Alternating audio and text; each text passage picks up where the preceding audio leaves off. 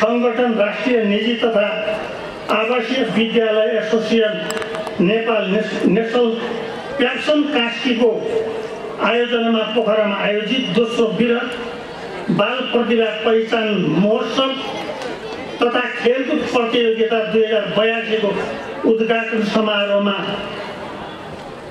मलाई आमन्त्रित गरी चिनजान भएकासँग पुनः ताजगी, चिनजान हुन अवसर नभएकासँग नयाँ चिनजान,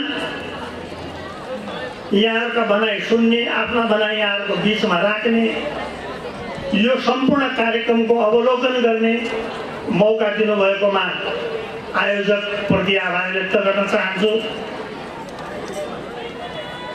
गत मङ्सिर 20 गतेदेखि हिजोसम्म पोखरा रङ्गशालामा खेलकुद प्रतियोगिता र आजदेखि 26 गतेसम्म यो प्रदर्शनी केन्द्रमा बाल प्रतिभा पहिचान कार्यक्रम आयोजना गरी बाल बालिकाको सर्वाङ्गीण विकासमा एनप्याप्सनले खेलेको महत्त्वपूर्ण भूमिकाको म मुक्त कण्ठले प्रशंसा गर्न चाहन्छु। कास्की जिल्लाभरबाट एनप्याप्सन कास्कीमा आबद्ध 43 विद्यालयका 1500 विद्यार्थीले खेलकुदका विभिन्न विधामा प्रतिस्पर्धा गरेको थाहा पाए। खेलकुद महोत्सवले विद्यार्थीलाई निकै फाइदा पुग्ने ठानेको छु। नेसनल प्यासन कास्कीको अभियान सबै विद्यार्थीहरूको अन्तर्निहित प्रतिभा पहिचान मूल नाराका साथ आयोजित यस महोत्सवमा बालबालिका बीच सामूहिक लोकनृत्य, एकल गायन, चित्रकला, कविता वाचन, अभिनय, विज्ञान तथा प्रविधि हस्तकला अन्तर्गत पाठ, पराल र सोयाबाट निर्मित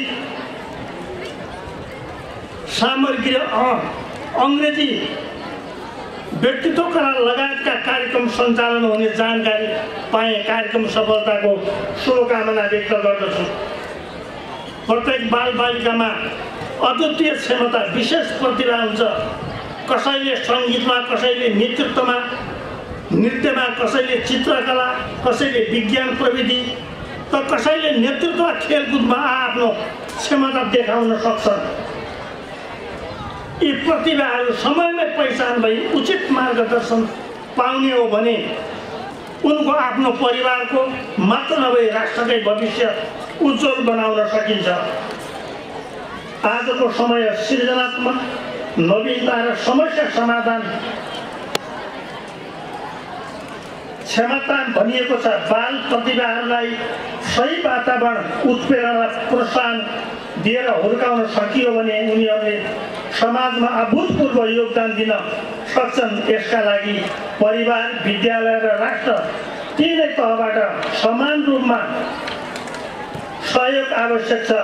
यो यहाँ बसेको पुस्ताभन्दा यो पुस्ताले चाँडै बुझ्छ, तर मैले गलत कुरा सिकायो भने गलत पनि चाँडै बुझ्छ। राम्रो मात्रै चाँडै बुझ्दैन। जसको सङ्गत गर्यो त्यसबाट के प्राप्त गर्यो त्यो चाँडै बुझ्छ। यसुसले बाबुहरू, नानीहरू, म के भन्न गइरहेछु भने तपाईँहरूको सत्सङ्गत असल मान्छेको सत्सङ्गत हो। तपाईँहरूको सत्सङ्गत गलत भयो भने